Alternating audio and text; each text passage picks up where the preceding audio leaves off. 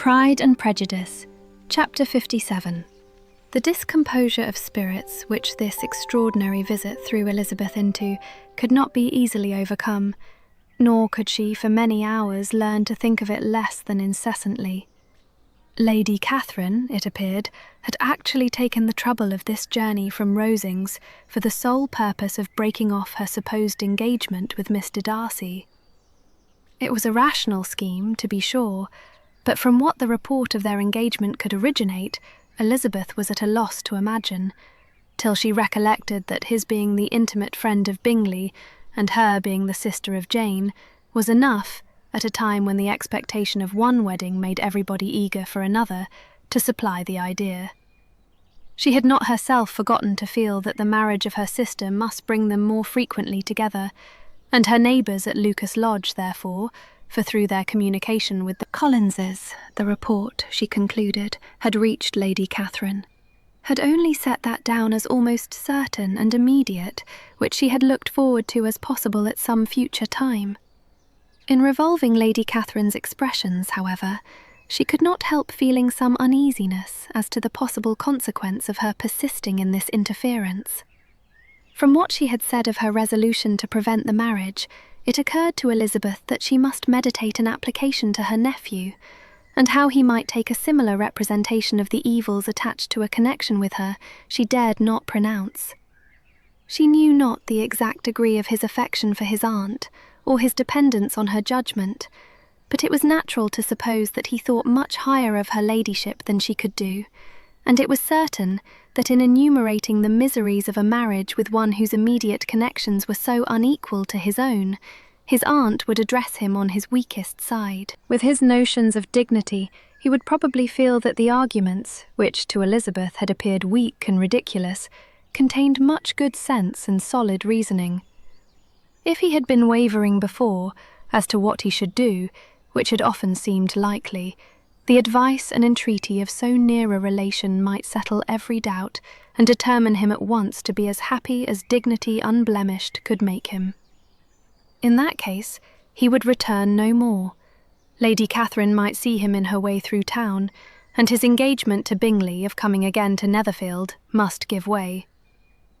If, therefore, an excuse for not keeping his promise should come to his friend within a few days, she added, I shall know how to understand it. I shall then give over every expectation, every wish of his constancy.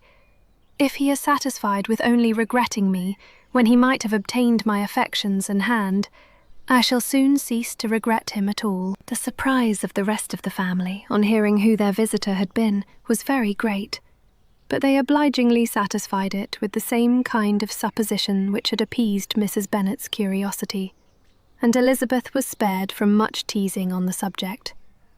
The next morning, as she was going downstairs, she was met by her father, who came out of his library with a letter in his hand. "Lizzie," said he, "I was going to look for you. Come into my room." She followed him thither, and her curiosity to know what he had to tell her was heightened by the supposition of its being in some manner connected with the letter he held. It suddenly struck her that it might be from Lady Catherine, and she anticipated with dismay all the consequent explanations. She followed her father to the fireplace, and they both sat down. He then said, "I have received a letter this morning that has astonished me exceedingly. As it principally concerns yourself, you ought to know its contents." "I did not know before that I had 2 daughters on the brink of matrimony. Let me congratulate you on a very important conquest." The colour now rushed into Elizabeth's cheeks, in the instantaneous conviction of its being a letter from the nephew instead of the aunt, and she was undetermined whether most to be pleased that he explained himself at all, or offended that his letter was not rather addressed to herself, when her father continued, "You look conscious.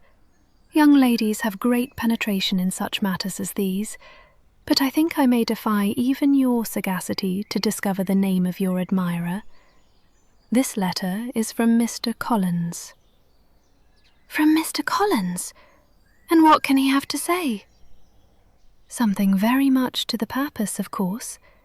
He begins with congratulations on the approaching nuptials of my eldest daughter, of which, it seems, he has been told by some of the good-natured, gossiping Lucases.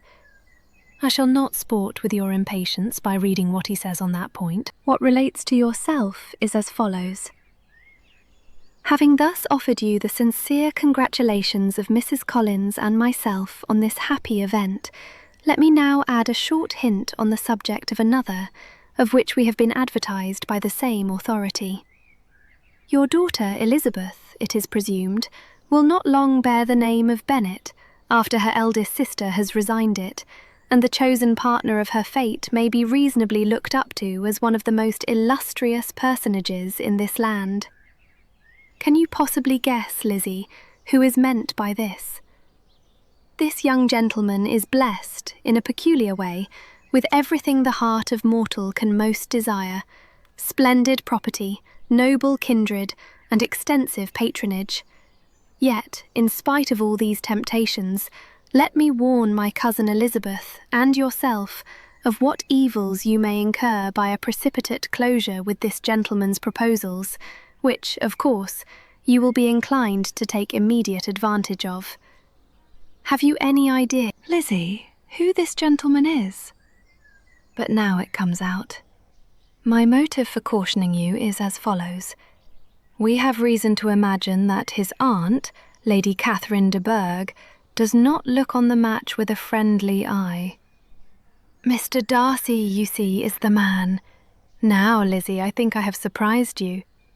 Could he, or the Lucases, have pitched on any man within the circle of our acquaintance whose name would have given the lie more effectually to what they related? Mr. Darcy, who never looks at any woman but to see a blemish, and who probably never looked at you in his life. It is admirable. Elizabeth tried to join in her father's pleasantry, but could only force one most reluctant smile.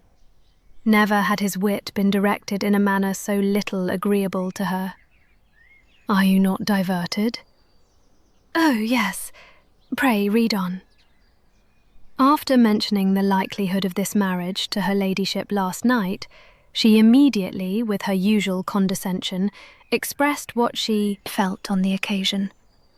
When it became apparent that, on the score of some family objections on the part of my cousin, she would never give her consent to what she termed so disgraceful a match, I thought it my duty to give the speediest intelligence of this to my cousin, that she and her noble admirer may be aware of what they are about, and not run hastily into a marriage which has not been properly sanctioned.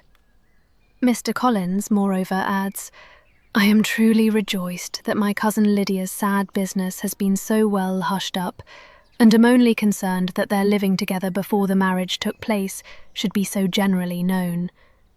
I must not, however, neglect the duties of my station, or refrain from declaring my amazement at hearing that you received the young couple into your house as soon as they were married. It was an encouragement of vice, and had I been the rector of Longbourn, I should very strenuously have opposed it. You ought certainly to forgive them as a Christian, but never to admit them in your sight, or allow their names to be mentioned in your hearing. That is his notion of Christian forgiveness. The rest of his letter is only about his dear Charlotte's situation, and his expectation of a young olive branch. But Lizzie, you look as if you did not enjoy it. You are not going to be missish, I hope, and pretend to be affronted at an idle report. For what do we live but to make sport for our neighbours, and laugh at them in our turn? Oh, cried Elizabeth, I am exceedingly diverted, but it is so strange. Yes, that is what makes it amusing. Had they fixed on any other man it would have been nothing, but his perfect indifference and your pointed dislike make it so delightfully absurd. Much as I abominate writing, I would not give up Mr. Collins's correspondence for any consideration. Nay, when I read a letter of his, I cannot help giving him the preference even over Wickham, much as I value the impudence and hypocrisy of my son-in-law. And pray, Lizzie, what said Lady Catherine about this report? Did she call to refuse her consent? To this question his daughter replied only with a laugh. and as it had been asked without the least suspicion, she was not distressed by his repeating it. Elizabeth had never been more at a loss to make her feelings appear what they were not. It was necessary to laugh when she would rather have cried. Her father had most cruelly mortified her by what he said of Mr. Darcy's indifference, and she could do nothing but wonder at such a want of penetration, or fear that, perhaps, instead of his seeing too little, she might have fancied too much. Hi, Kate here. What was your favourite part from this chapter? Leave us a comment below. If you liked this video, feel free to like and subscribe to my channel.